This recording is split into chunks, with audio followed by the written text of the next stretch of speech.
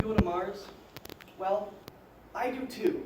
The unfortunate thing is I don't have enough money to pay for a launch agency like ULA to send me there. So for now, I'm grounded.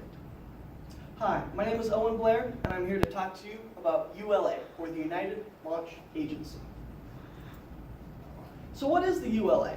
Well, ULA has 3 letters in its name, U, L, and A. U stands for United, because it's a joint venture between Lockheed Martin and Boeing, both of which who are already government contractors for things in aerospace, like airplanes and stealth bombers and whatnot. And now for the L. It's pretty simple, launch, launch. They launch things into space. They're a launch agency.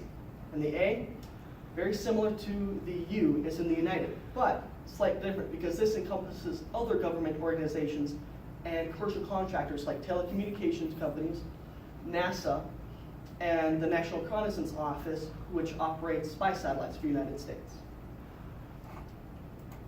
So, in case you haven't been to a rocket launch, this is what ULA does. They launch rockets. This is what it looks like.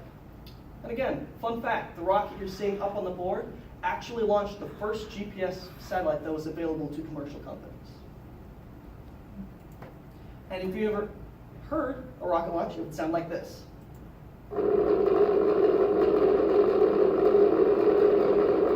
So imagine that, but much louder. If you ever want more information on space agencies or the history of space, or specifically the Delta II rocket, these are 2 books you can rent from the library. So, what can ULA provide for me? They've got 3 main services.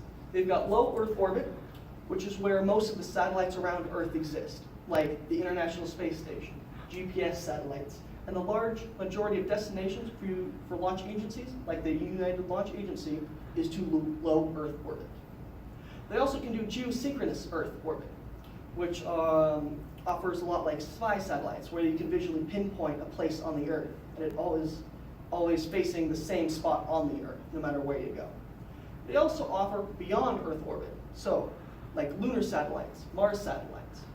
An example of this would be ULA on, I think it was their Delta IV, launched both the Spirit and Opportunity Mars rovers to Mars, and more recently, the Mars Insight lander.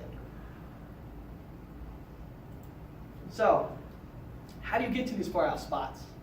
Well, you gotta use rockets. ULA has 3 main rockets. They've got the Delta family rocket, which is Delta 1, 2, 3, and currently on their 4th generation with their heavy lift capability. They can move about 62,450 pounds to low Earth orbit.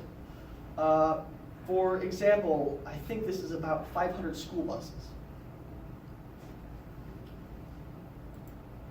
They also have their Atlas family. The Atlas V, which is pictured here, was more specifically the rocket that launched the Opportunity rover to Mars. They can lift 41,570 pounds to low Earth orbit and currently has a 100% success rate. Another note that's important about the Atlas V is this is the rocket that is going to hold something called Starliner.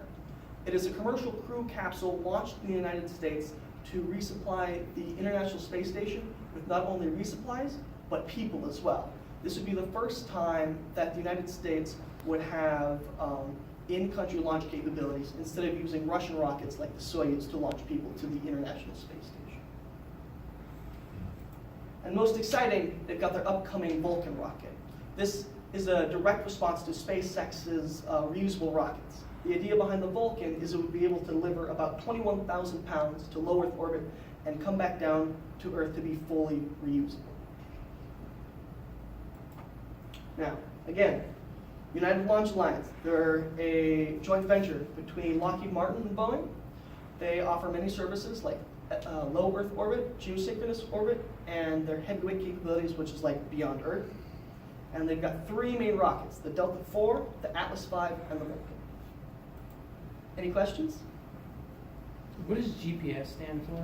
Global Positioning System. It's the thing in your phone that tells you where to go when you ask Google when you want to go somewhere.